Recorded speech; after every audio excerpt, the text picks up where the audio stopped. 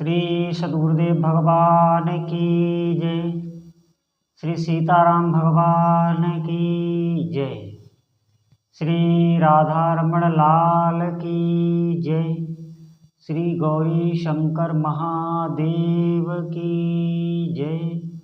श्री हनुमान जी महाराज की जय। सभी दर्शकों और भक्तों को कोटि कोटि प्रणाम। सबको प्रेम भरा जय जय श्री राधे।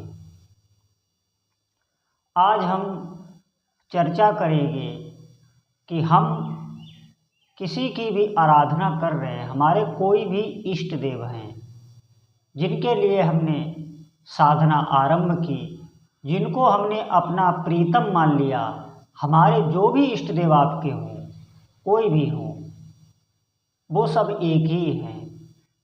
तो उन इष्ट देव के रूप के प्रति हमारा भाव, हमारे अंदर का प्रेम, जैसा हम संसार में लोगों से करते हैं, ऐसा प्रेम हमारे इष्ट देव में हमारा कैसे हो। देखिए, ये मैं बार बार इसलिए कह रहा हूँ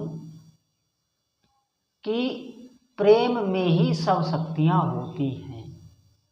प्रेमी के लिए, एक प्रेमी के लिए दूसरा प्रेमी विवश हो जाता है। अगर उसे कोई भी दुख दर्द है तो दूसरा प्रेमी तड़पने लगता है।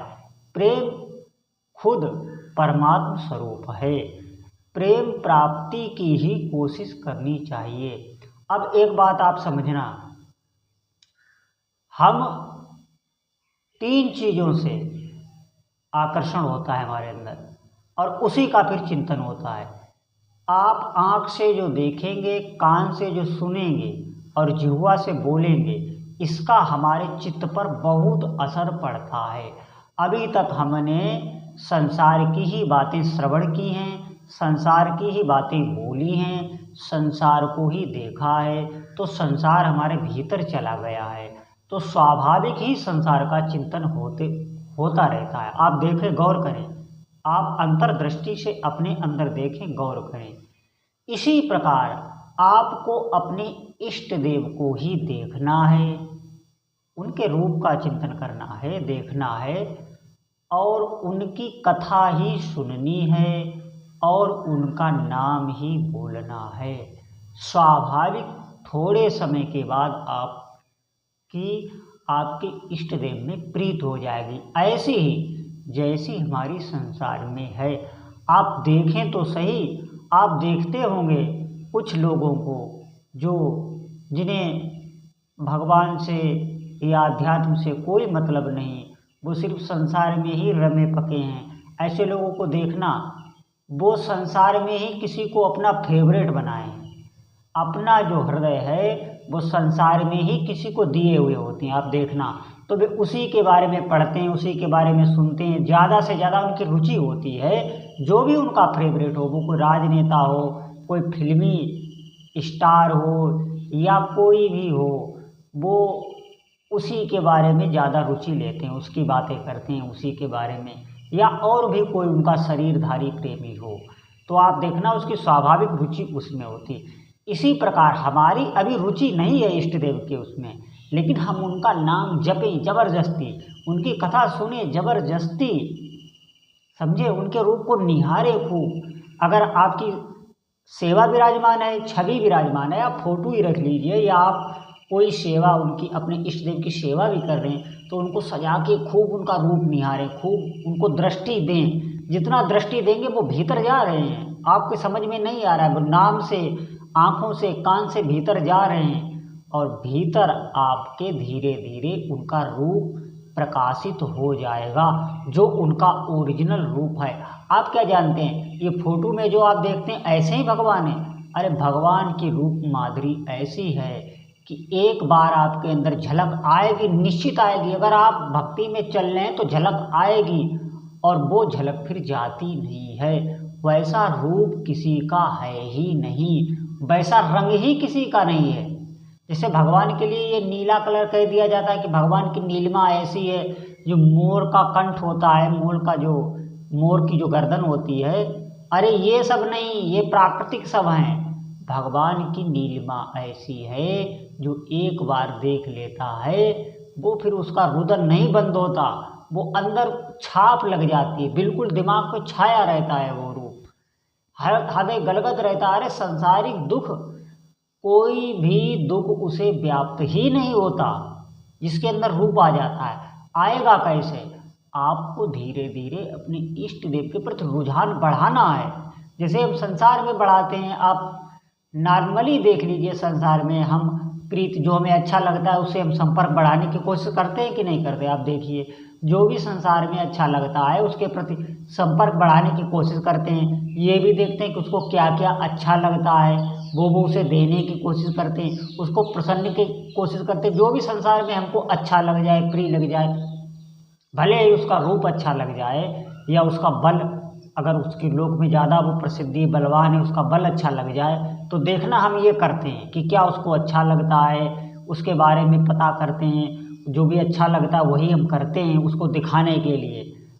ऐसे ही हमें अपने इष्ट देव को क्या अच्छा लगता है, तो ये तो आप तभी जानेंगे जब उनके बारे में सुनेंगे, उनकी कथाएं सुनेंगे, उनके प्रति हमारा प्रेम बढ़े, ऐसा सत्संग सुनेंगे तो इष्ट देव के प्रति आपका भी प्रेम बढ़ने लगेगा।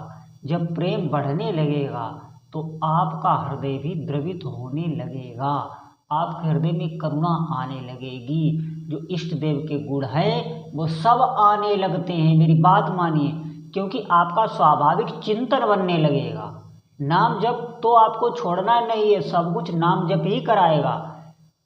धीरे धीरे चिंतन बढ़ने लगेगा आपका अपने इष्ट देव के प्रति, और जो चिंतन बनता है उससे इष्ट देव के जितने भी गुण हैं, जितनी भी शक्तियां हैं, वो स्वाभाविक ही आपके अंदर आने लगती हैं।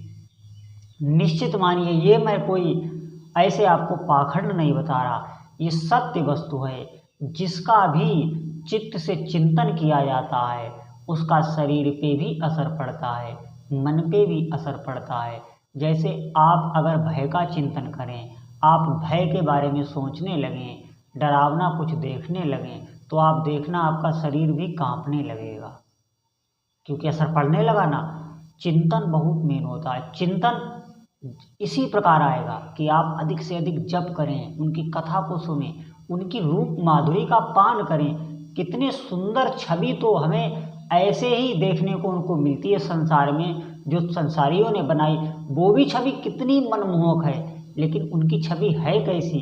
अरे वो तो करुणा की, वो तो सुंदरता की राशि हैं। भगवान की सुंदरता, अब क्या कोई कैसे उसका गुणगान ही नहीं किया जा सकता। भगवान की जो देह होती है, जो उनका शरीर होता है, वो प्राकृतिक नहीं होता है, अप्राकृतिक होता है, पूरा चिदानंदमय होता है। उसमें पूरे में चेतना ही होती है, जड़ वस्तु नहीं होती। हमारा जड़ चेतन दोनों है, प्रभु का चेतन ही होता है। आप ऐसे समझ लें, देवलोक में जो देवताओं का शरीर होता है वो अगर आ जाए तो पूरी पृथ्वी में उसकी गंध फैल जाती, इतना सुगंधित उनका शरीर होता है। कोई अप्सरा अगर आ जाए तो उसका शरीर इतना सुगंधित होता है कि पूरे वातावरण में उसकी सुगंध फैल जाएगी। फिर भगवान के शरीर का वर्णन कौन कर सकता है? चिदानंदमय देह द्वारी, चिदानंदमय वपु, ये शब्द वर्णन किया जाते हैं भगवान के। चिद चिद चिदानंद, चित जो चित्त रूपी हैं और आनंद स्वरूप हैं। अगर भगवान का शरीर एक बार भी, उनका रूप अगर आपकी आंखों में आ गया, आपको उन्होंने स्पर्श कर लिया, तो आप भी वैसे ही हो जाते हैं, वो भी रूपवान हो जाता है, निश्चित मानिए। और पूरे ब्रह्मांड का उसे ज्ञान हो जाता है। ये बहुत बड़ी बात है, हम लोगों को इस पर जोर देना चाहिए कि हम फेवरेट तो बनाते हैं संसार में, जो मरण धर्मा हैं, जो खुद भिखारी हैं, वो हमें क्या दे सकते हैं? वो एक दिन हमको छोड़ेंगे तो हमको बहुत कष्ट आएगा, या हमारे साथ ऐसा व्यवहार कर देंगे जिससे हमारा दिल टूट जाएगा, फिर हम बहुत गलत गलत नकारात्मक सोच में पहुंच जाते हैं। हम ऐसे के साथ प्रेम करें जो हमेशा हमारे साथ रह सके, हमारा कभी भी साथ ना छोड़े, हमसे ज़्यादा हमको प्रेम करने वाला हो। वो सिर्फ भगवान ही हैं, दूसरा कोई साथी आपको नहीं मिलता। आप जैसे भी है, जहाँ भी है, वैसे बने रहें। मैं ये नहीं कह रहा हूँ आप बाबा जी बन जाएं, आप सब छोड़कर चिंतन करें। आप अभ्यास करें। जब भगवान कृष्ण को आदेश दे रहे हैं कि आप युद्ध करो और मेरा स्मरण करो, तो उससे तो सरल ही है। हम संसारिक सब व्यवहार काम करते रहें, लेकिन अपना तार जोड़ने की कोशिश अपने इष्ट देव से ही करें। देखना आपका जीवन मंगलमय होने लगेगा। इष्ट देव की आप पर कृपा होने लगेगी, बहुत जल्दी आपको महसूस होने लगेगी। मैं सत्य कहता हूँ, आप इस पर चलिए, आपका जीवन बदल जाएगा निश्चित। आप रोज सत्संग सुनिए और भजन करिए निष्ठापूर्वक, और कोशिश कीजिए अपने इष्ट देव से प्रेम हो और उनसे प्रेम ही मांगिए। बोलो जय जय श्री सीताराम।